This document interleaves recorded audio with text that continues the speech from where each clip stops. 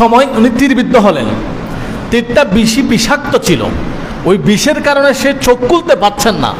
কিন্তু আজান যখন হয়েছে উনি নামাজে দাঁড়িয়ে গিয়েছে। এই তীরটা বের করার জন্য সাহাবীরা অনেক চেষ্টা করেছে, কেউ বের করতে পারে নাই। আলী রাদিয়াল্লাহু তাআলা আনহু যখন নামাজে দাঁড়ালেন, আল্লাহ তাআলা আলীকে, মা ফাতেমাকে, হাসানকে, হুসাইনকে ভালোবাসা কেন ফরজ করেছেন দেখুন। তাদের জীবনের প্রত্যেকটা কাজ উম্মতের জন্য সর্বোত্তম আদর্শ। হযরত আলী দুঃখের সময় যখন রক্ত ঝরছে তখন উনি নামাজে দাঁড়িয়ে গেলেন। নামাজে তখন দাঁড়ালেন, অন্যান্য সঙ্গীরা বলেন এটা সুবর্ণ সুযোগ, আলী নামাজে, এখন আমরা তীরটা বের করে ফেলি। কয়েকজনে ধরে আলীর তীরটা বের করে ফেললেন। ওই তীরের সাথে গুস্ত সহ চলে আসছে। তখন নামাজ শেষ হলো, আলী রাদিয়াল্লাহু তাআলা আনহু দেখলেন তার পায়ের ব্যথা নাই। তখন আলী রাদিয়াল্লাহু তাআলা আনহু বলেন আইনার রাকামি, আমি যে তীরবিদ্ধ হলাম এই তীরটা কোথায়? বলে কুনতা তুসাল্লি, আপনি যখন নামাজের মধ্যে ছিলেন তখন আমরা তীরটা বের করে ফেলছি।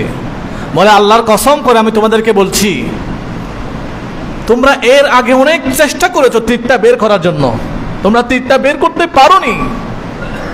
আমি ব্যথার কারণে তোমরা তীরটা বের করতে পারোনি, কিন্তু খোদার কসম করে বলছি, আমি যখন নামাজে দাঁড়িয়েছি আল্লাহু আকবার বলেছি, তখন আল্লাহ তাআলা আসমানে তার ফেরেশতাদেরকে ঘোষণা করে দিয়েছেন আল্লাহু আকবার কে বলেছে? বলে আপনার একজন বান্দা যার নাম আলী তিনি বলেছেন। বলে যে আল্লাহু আকবার বলেছে সে কি চোখকে দিয়ে আমি আল্লাহকে দেখেছে?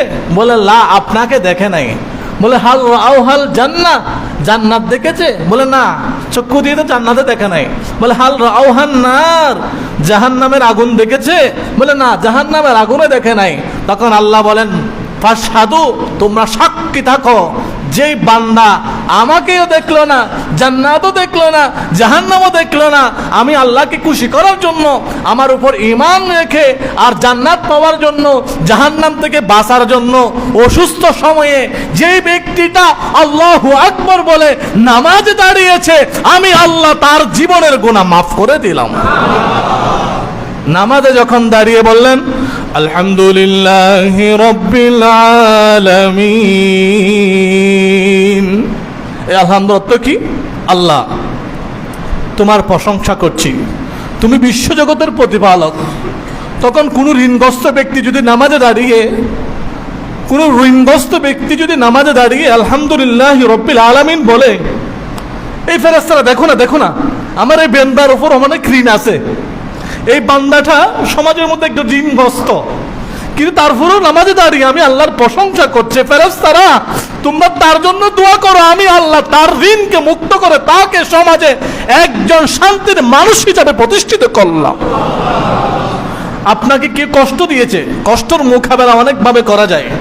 কষ্ট পেয়ে কখনো কি নামাজে দাঁড়িয়েছেন? আপনার ইনকামের পথ একটু হালকা হয়েছে, বন্ধ হয়েছে, এই ইনকাম বন্ধ হওয়ার কারণে আপনি কখনো গিয়ে সুদী ঋণ নেন? এই আমার ইনকাম বন্ধ হয়েছে, চাকরি আগে ছিল, ব্যবসা আগে ছিল, এখন বন্ধ হয়েছে, পরিবার চালাতে আমি হিমশিম কাচ্ছি, আমাকে একটু ঋণ দাও। আমরা সুদী ঋণ দিই। সুদ দেওয়ার জন্য কত বিজয়ীরা গুর করে আমাদেরকে শান্তির বাণী শোনায়, আমার থেকে এই সুদ দিয়ে ঋণ নাও। আমাদেরকে বিভিন্ন সময় ইনারা আমাদের বন্ধু সাজে।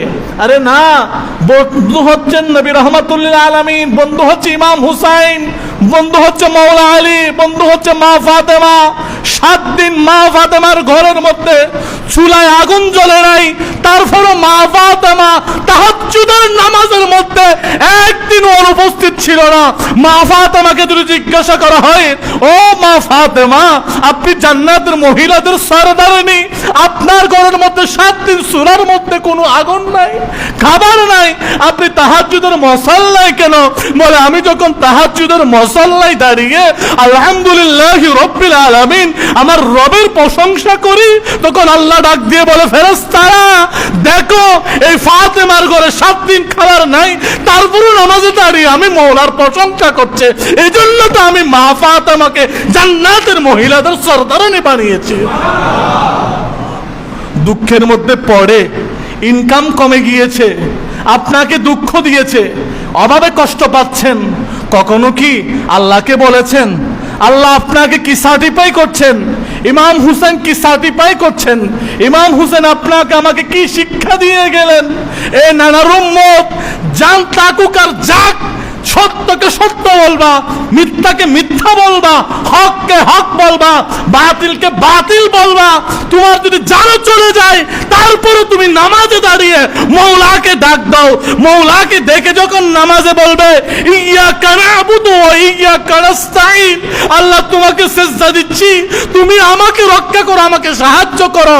মৌলা তোমাকে সেখান থেকে হেফাজত করে মৌলার প্রিয় বান্দা হিসেবে কবুল করে নেবেন। আমার আলোচনার সাবস্টেন্ট মূল কথা হচ্ছে আল্লাহ সুবহানাহু ওয়া তাআলা, আহলে বাইত, নবীর উপর ঈমান আনা যেমন ফরজ, আল্লাহর উপর ঈমান আনা যেমন ফরজ, আহলে বাইতের উপর ঈমান আনা তেমন ফরজ। সে আহলে বাইত কারা, তাদের সম্পর্কে কোরআনুল কারীমের মধ্যে আল্লাহ তাআলা 113 জায়গায় বলেছে। আমি আপনাদেরকে 30টা আয়াতে কারিমা শুনিয়েছি। এভাবে আমরা ধারাবাহিকভাবে আলোচনা একটা বিষয় নিয়ে করব। আল্লাহ সুবহানাহু ওয়া তাআলা আমাদেরকে ঈমান, আমল, আকীদা সবগুলোকে হেফাজত করে হাসনাইনে কারিমাইনের পতাকার মধ্যে আল্লাহ আমাদের কবুল করুন।